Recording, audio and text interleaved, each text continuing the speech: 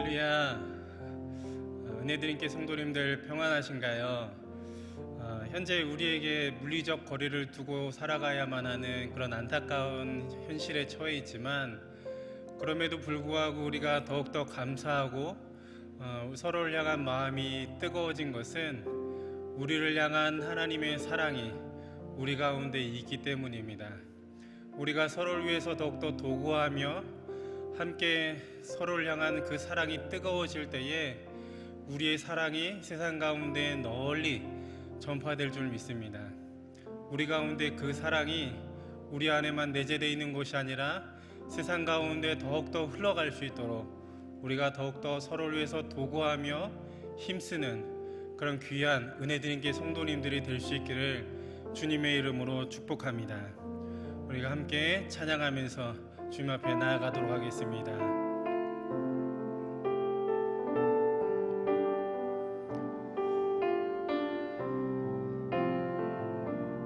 주님과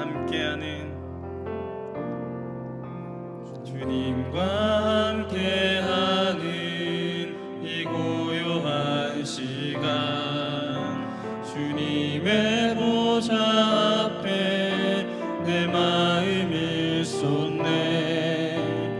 모든 것 아시는 주님께 감출 것 없네. 내 맘과 정성 다해 주 바라나이다. 나 염려하잖아도 내 쓸 것 아시니.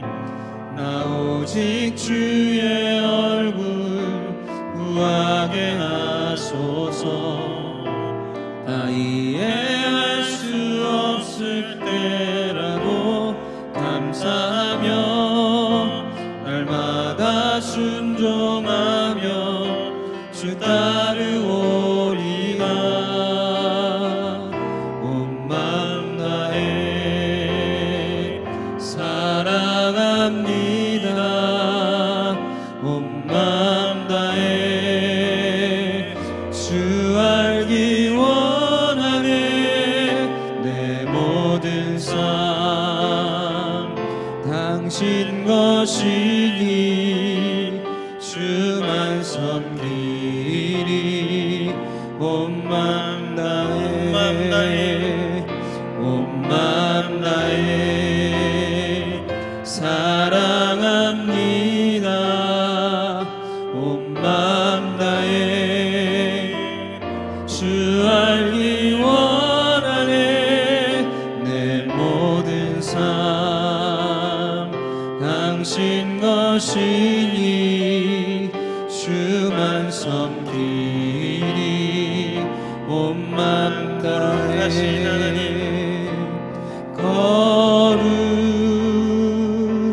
거룩하신 하나님 주께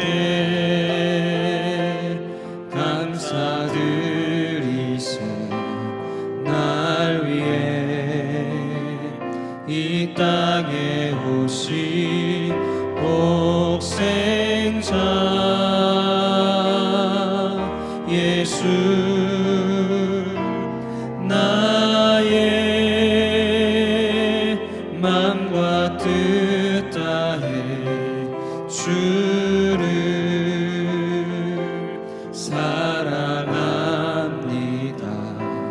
날 위해 이 땅에 오신 독생자 예수.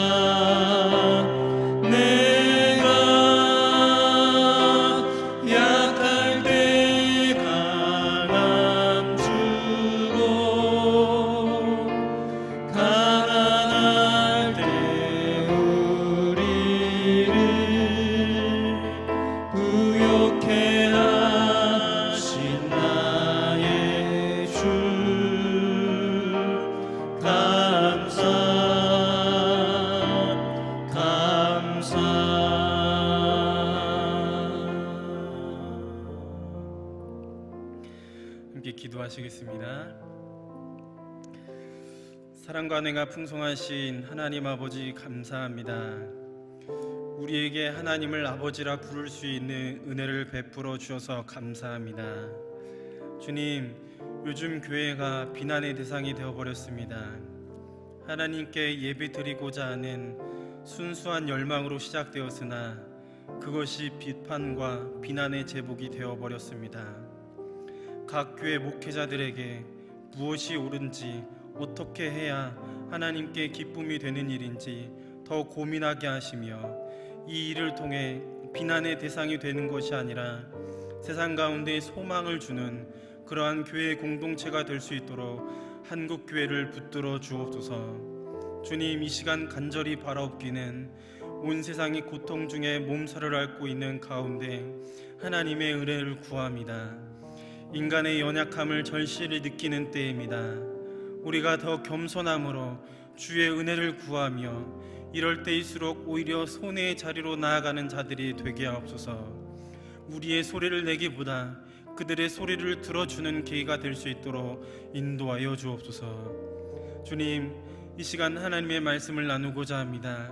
이 말씀이 살아계신 하나님의 은혜가 전해지는 시간 되게 하시며, 혼돈스러운 세상 가운데 기준이 없어 흔들리는 것이 아니라 모든 것 가운데 나침반이 되어주시는 하나님의 말씀을 붙드는 그러한 시간 될 수 있도록 인도하여 주옵소서.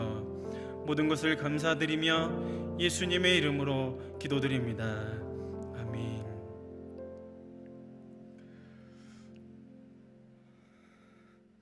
오늘 이 시간 우리에게 주시는 하나님의 말씀은 로마서 6장 14절의 말씀입니다. 로마서 6장 14절의 말씀입니다. 우리 함께 다 같이 읽겠습니다. 시작.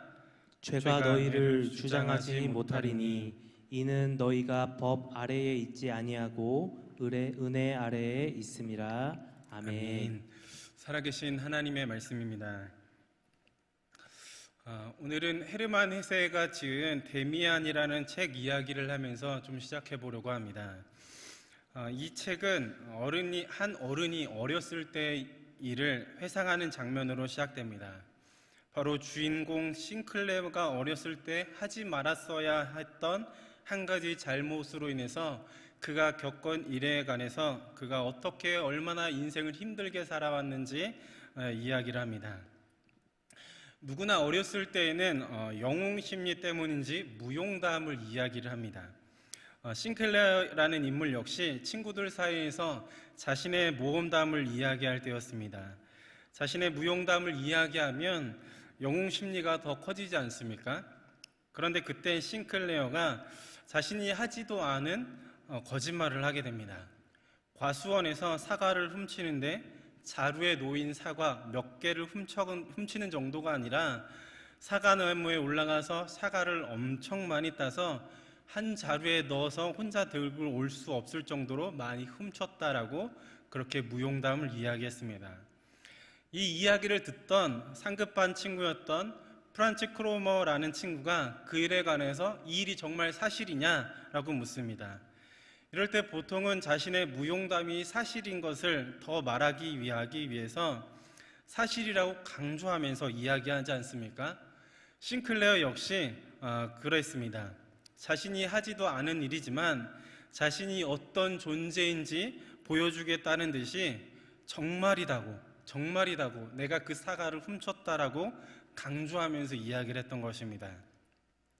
크로머라는 친구는 다시 한번 그 사실에 관해서 사실인지 재확인을 한 뒤 싱클레어의 뒷목을 잡아채듯이 말을 했습니다.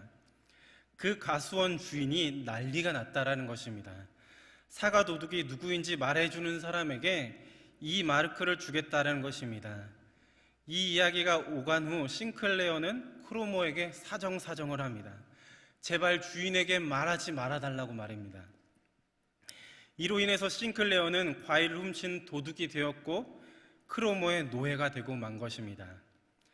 사실은 그가 과일을 훔치지 않았지만 표면상 과일을 훔친 도둑이 되었고 그로 인해서 크로모에게 덜미가 잡혀 이러지도 못하고 저러지도 못하는 그런 상황에 놓이게 되었습니다.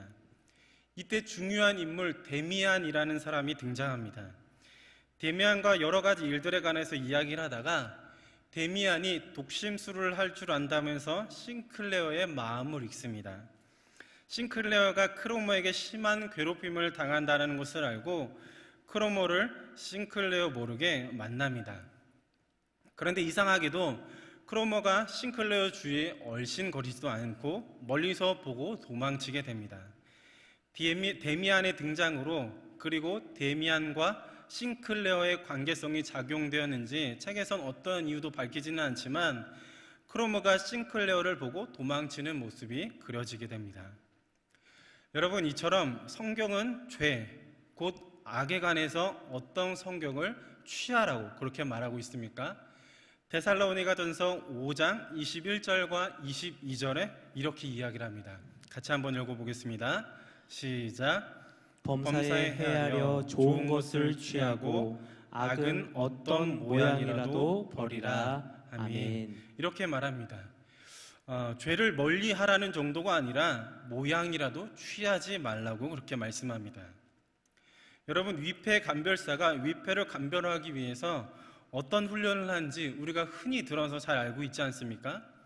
바로 위패를 분석하는 것이 아니라 진패를 가져다가 진패가 어떤 것인지 분석하고 정확하게 아는 훈련을 하는 것입니다.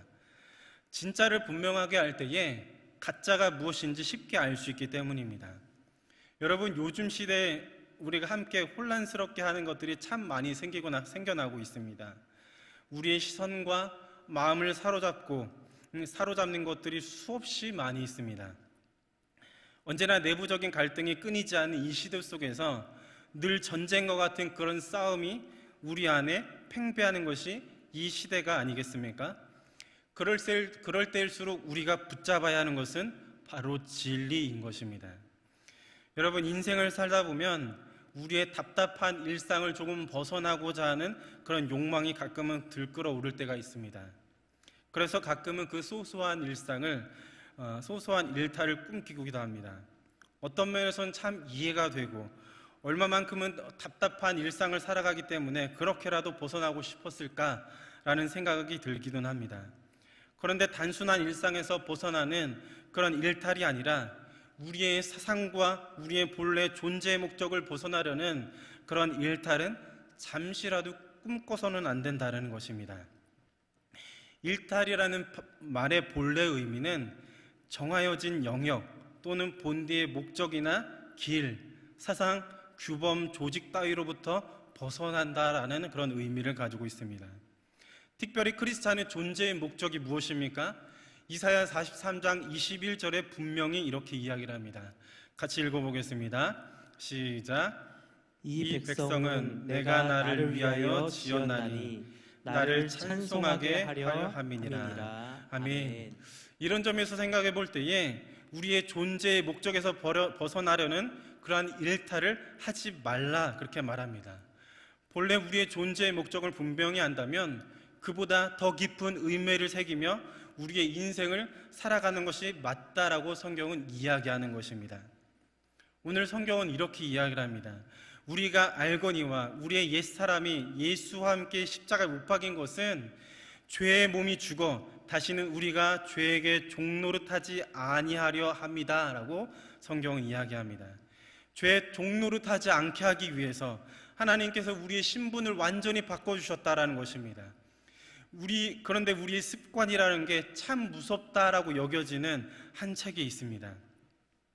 우졸러 마르크의 왕의 아이라는 책에 보면 톰이라는 사람이 등장합니다. 도둑 속을에서 학대당하는 그런 생활하던 이 톰은 어느 날 사소한 실수로 다락계에 갇히고 맙니다. 소리를 지르다가 잠이 든 톰은 낯설고 아름다운 그 성에서 눈을 뜨게 되는데 따뜻한 눈길로 이 톰에게 다가와서 안아주고 그 따뜻한 음성으로 아들이라고 불러준 한 사람이 있었습니다. 그 사람은 그 성의 왕이었던 것입니다. 왕은 톰을 아들이라 부르며 온갖 좋은 것을 주고 그의 말에 귀를 기울여줍니다. 왕의 아들이 된 이 톰은 과거의 습성을 버리고 사랑받는 왕자로서의 삶을 살아가는 방법을 한 가지씩 배우기 시작합니다. 하지만 톰이 가지고 있었던 생활 습관이 한 가지가 있었습니다. 그것은 무엇이냐면 밥을 먹을 때마다 깡통에 밥을 다 담아서 개걸스럽게 먹는 것입니다. 식사 시간에 왕과 함께 식탁에 앉자마자 톰이 했던 것은 무엇인지 아십니까? 바로 그가 가지고 있었던 깡통을 찾아서 그 식탁에 있었던 밥을 담는 일이었습니다. 여러분, 오늘 우리가 함께 읽지는 않았지만 로마서 6장에서는 왕의 아이에 등장하는 톰과 같이 지난날의 생활로 돌아가지 않게 하기 위해서 하나님께서 우리의 삶 가운데 한 가지 은혜의 장치를 마련해 주셨다라고 이야기하고 있습니다.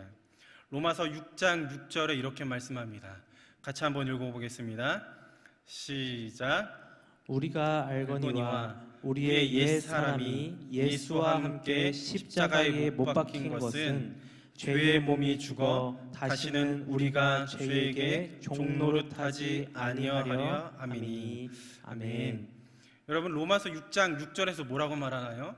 우리의 옛 자아가 예수님과 함께 십자가에 죽었으니 이제는 죄에게 종노릇할 수 없다라고, 죄에게 종노릇하지 않으려고 우리가 십자가에 못 박혔다라고, 예수와 함께 그렇게 십자가에 못 박혔다라고 이야기합니다. 왕의 아이에 등장하는 톰에게 왕이 계속해서 그에게 말했던 말은 무엇인지 아십니까? 너는 이제 왕의 자녀다. 너는 이제 왕의 자녀다라고 반복해서 이야기했습니다. 여러분, 하나님께서 우리에게 죄의 종노릇하지 않게 하기 위해서 우리의 존재를 가리켜 오늘도 변함없이 우리에게 어떤 말씀을 하시는지 아시나요? 하나님의 자녀, 왕의 자녀, 그리스도인이라는 말을 계속해서 반복해서 하고 계십니다. 하나님을 왕으로 섬기며 하나님을 아버지라 모시는 자가 바로 우리라는 사실인 것입니다. 여러분, 오늘 하루 어떤 삶을 사셨습니까? 각자가 처한 환경이 참 많이 다릅니다. 혹여나 내 인생이 너무나 힘들어서 왜 내 인생 가운데는 왜 자꾸 이런 일이 일어나는지, 왜 내 인생은 왜 이 모양이냐고 불평은 한 적은 없습니까? 나 스스로는 그렇게 볼지는 모르겠지만 하나님께서 우리를 보시는 그 시선은 이 세상에 어떤 것보다 둘도 없는 귀하고 귀한 존재라는 것입니다. 우리가 해야 할 것은 아무것도 없습니다. 그냥 단지 우리가 왕의 자녀답게 생활하고 왕의 자녀답게 생각하고 말하고 그렇게 행동하는 것입니다. 우리의 삶의 환경이 달라지지는 않을 것입니다. 하지만 우리의 생각과 마음이 달라지면 우리의 시선이 바뀌고, 우리의 시선이 바뀌면 우리가 살아가는 인생의 살아가는 방식이 달라지게 된다는 것입니다. 소속이라는 것은 한 사람의 이미지를 바꾸는 중요한 요소입니다. 소속은 한 조직이 다른 큰 조직에 속해 있는 관계를 뜻한다라고 볼 수 있겠습니다. 당신 소속이 어디냐라고 묻는 이 질문에는 그 사람이 어디에 속해 있는지 여부를 확인하는 것도 있겠지만 이 한 사람이 어떤 조직과 관계하고 있는지 관계성을 확인하는 것입니다. 제가 은혜드립교회 부교육자라는 것은 먼저는 우리 담임 목사님과 관계가 있다는 것이고, 다음으로는 우리 은혜드림교회 성도님들과 관계가 있다는 것이 아니겠습니까? 이런 점에서 생각해 볼 때에 우리가 하나님 나라의 백성이라는 말만 봐도 아는 것이지만 우리가 하나님의 백성이라는 것이 제일 중요한 대원칙, 중요한 사실이 아니겠습니까? 그런데 여러분, 우리가 이렇게 중요한 사실에 관해서 가끔은 간과하는 경우가 발생합니다. 우리의 환경이 달라질 때에, 우리 일상의 고난이 찾아올 때에, 신앙적으로 내부적인 갈등에 휩싸일 때 등등 우리의 신앙이 흔들릴 만한 상황이 너무나도 많이 발생합니다. 그 상황들 때문에 우리의 신앙이 흔들리는 것일까요? 성경은 아니라고 말합니다. 우리의 신앙을 뒤흔드는 존재가 있다라는 것입니다. 온전하게 하나님을 바라보지 못하도록 하는 존재, 하나님을 의지하지 못하도록 하는 존재, 우리의 신앙의 대원칙을 깨어 부수려는 그런 존재가 있다라는 것입니다. 그것이 바로 죄이며 마귀라고 성경은 이야기합니다. 이 마귀라는 존재는 얼마나 교묘한 존재인지 모릅니다. 틈을 노리는 존재가 바로 마귀이고, 그 마귀라는 놈이 우리의 신앙을 뒤흔들어서 계속해서 죄의 종로로 타도록 하고, 하나님을 의지하지 못하도록, 하나님을 바라보지 못하도록 만드는 존재입니다. 여러분, 오늘 본문은 죄가 우리를 주장하지 못한다라고 선포합니다. 우리가 은혜 아래 있기에 우리가 죄를 지을 수 없다라고 선포합니다. 우리가 죄를 짓지 않을 수 있도록 하는 것이 진리이며, 그 진리를 우리가 날마다 상고하며 붙잡는 삶을 살아갈 수 있도록 그 진리를 붙드는 삶을 살아야 한다라고 성경은 이야기하고 있습니다. 다윗이 스스로를 가리켜 내가 죄악 중에 출생했고 모친이 죄 중에 나를 잉태했다라고 한탄을 하지만, 우리가 죄악 중에 출생한 존재이긴 합니다. 그러나 우리가 완전한 존재의 변화를 이루었음을 우리는 이미 알고 있습니다. 우리가 죄에게 승리할 수 있는 존재라는 것을 우리는 성경을 통해서 배웠고 알고 있다는 것입니다. 우리가 계속해서 죄악 가운데 지낸다면 우리에게는 죄의 습관이 생기기는 합니다. 그런데 그러한 일상을 반복해서 살아간다면 일반적으로 두 가지 잘못된 관념이 생깁니다. 하나는 이것이 원래 인간의 본성이라고 믿고 절대로 고칠 수 없는 것으로 여기게 된다는 것입니다. 또 다른 하나는 자신이 죄에 지배당한다라고 생각하는 것입니다. 그러나 그것은 사실이 아닙니다. 우리는 죄에게 지배당하지도 않고 지배받을 수도 없습니다. 그것은 단지 몸에 밴 죄의 습관일 뿐입니다. 우리가 무심코 행하는 다른 습관과 같은 것입니다. 우리가 그 죄에 굴복하지 않고 그 죄에 대응해서 이길 수 있다라는 것입니다. 죄와 싸워 이길 수 있는 그 근거를 오늘 본문에서 이렇게 이야기를 합니다. 로마서 6장 15절을 같이 한번 읽어보겠습니다. 시작. 그런즉 어찌하여 우리가 법 아래에 있지 아니하고 은혜 아래에 있으니 죄를 지으리요 그럴 수 없느니라. 아멘. 우리가 어디 아래 있다 이야기합니까? 우리가 은혜 안에 있기 때문이다라고 이야기합니다. 바로 under the grace, 은혜 안에 있기에 우리가 질 수 없고 죄를 지을 수 없다라는 것입니다. 하나님의 은혜가 우리를 지배하고 우리를 다스리기 때문에 우리는 죄를 지을 수 없다라고 성경은 이야기한다라는 것입니다. 로마를 이길 수 있는 5가지 원칙이라는 책이 있습니다. 이 책에서 엄청난 역사적인 인물 한니발을 소개합니다. 로마 제국은 절대로 무너지지 않을 것 같은 완전한 엄청난 강대국이었습니다. 그러나 한니발이라는 이 한 사람으로 말미암아 붕괴되었다라는 것입니다. 이 한니발은 트레비아 전투와 포에니 전투에서 로마를 이긴 장군이었습니다. 당시 로마는 막강한 힘을 가지고 있었고 그 영역만 해도 이집트로부터 아틀라스 산맥까지 영향을 확보하고 있었습니다. 그러나 왕조의 시기가 지나가고 시민 정치가 시작되면서 내란이 너무나 잦았고 분열되어 가는 시점이 있었습니다. 한니발은 카르타고 출신으로 9살 때부터 로마를 반드시 무너뜨리겠다라는 야망을 품고 있었습니다. 아버지를 대신해서 2차 포니의 전투에서 국가의 도움 없이도 많은 종족들을 이겼고 아무도 넘을 수 없다라고 한 로마 군도 예상치 못한 피레네 산맥과 알프스 산맥을 넘어 로마로 전진했습니다. 그는 로마를 15년이나 지배했고 그는 전투에서 한쪽 눈을 잃었지만 좌절하지 않고 포로가 된 원주민들에게 고향에 돌려보내는 관용을 베풀었던 사람이었습니다. 그런데 이 책에서 로마를 이길 수 있는 5가지 원칙에 관해서 이야기를 하는데 그 중에 첫 번째 원칙을 소개하고자 합니다. 바로 자신만의 가치를 지도의 열쇠로 삼으라는 것입니다. 다시 한번요.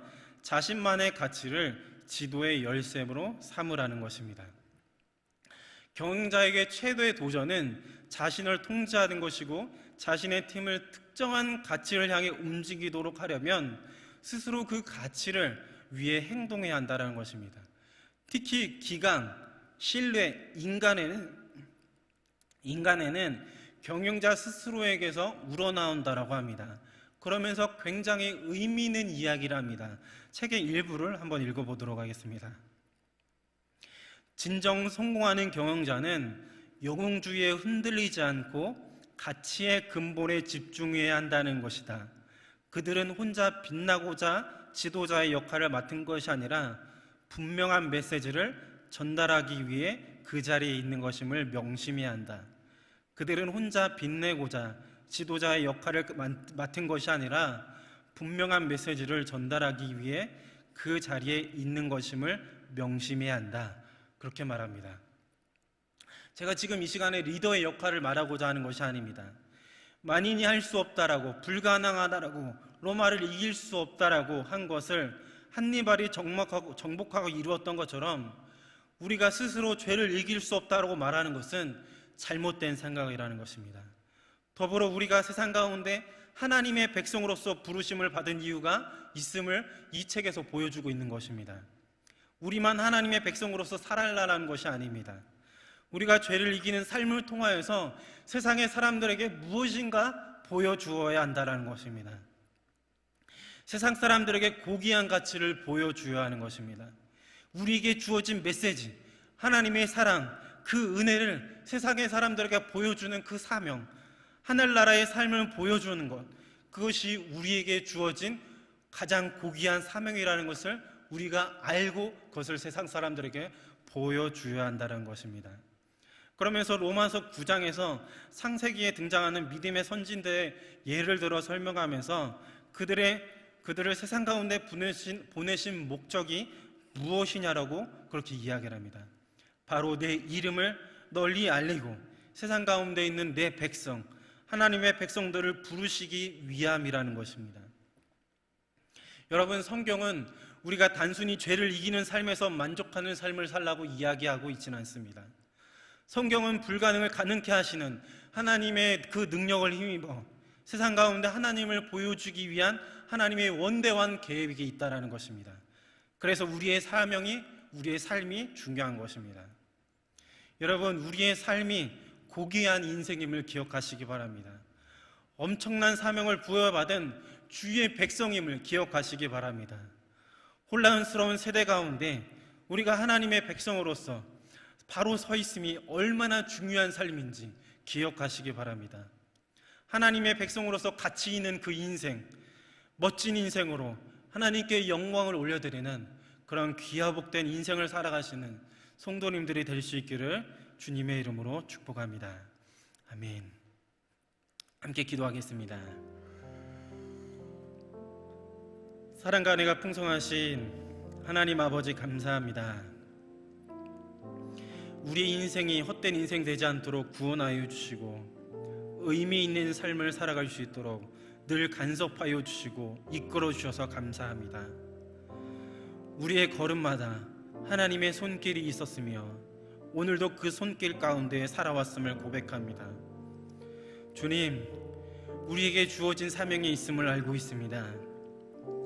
하나님의 백성으로서의 사명을 부여잡고 우리의 인생을 살아갈 수 있도록 하시며 무엇보다 그 사명이 우리의 삶 가운데 이루어지며 세상 가운데 주님의 사랑의 모습으로 나타날 수 있도록 우리를 사용하여 주옵소서.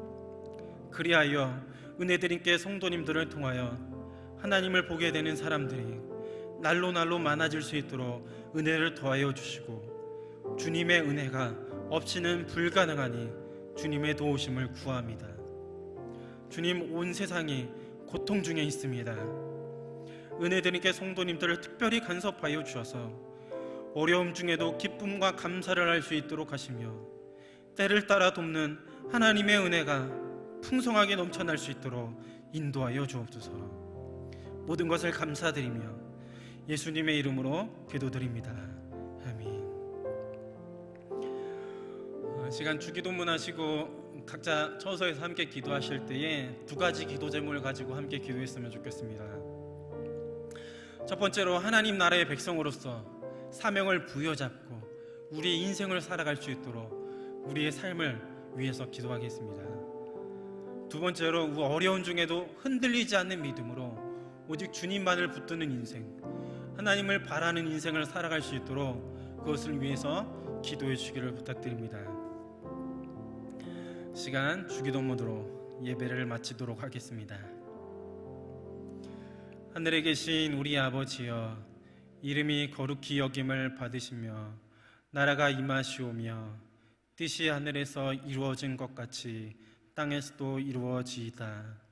오늘날 우리에게 일용할 양식을 주시옵고 우리가 우리에게 죄 지은 자를 사하여 준 것 같이 우리 죄를 사하여 주시옵고 우리를 시험에 들게 하지 마시옵고 다만 악에서 구하시옵소서. 대개 나라와 권세와 영광이 아버지께 영원히 있사옵나이다. 아멘.